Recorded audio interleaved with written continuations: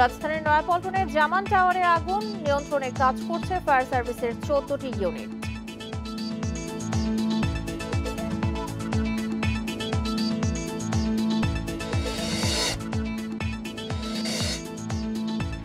ঢাকায় সন্দেহভাজন ব্যক্তি, গাড়ি তল্লাশি, ছোট অপরাধ বাড়ছে, বড় অপরাধ কমেছে, মন্তব্য উপদেষ্টা আসিফের।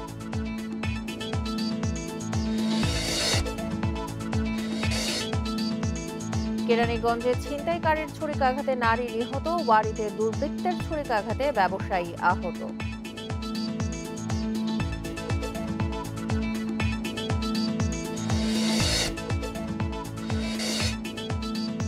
অভ্যুত্থানের স্বপ্ন পূরণে ব্যর্থ অন্তর্বর্তী সরকার, মন্তব্য নাহিদের। নতুন দল নিয়ে রাজপথে থাকার ঘোষণা।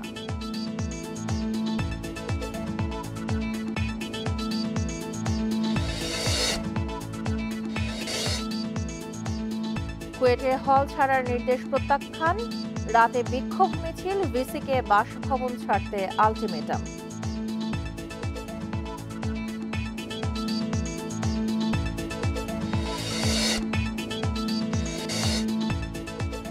রাজধানীর 100 ওয়ার্ডে প্রাথমিক স্বাস্থ্যসেবা কেন্দ্র করছে সরকার, বিনামূল্যে মিলবে ওষুধ, চিকিৎসা।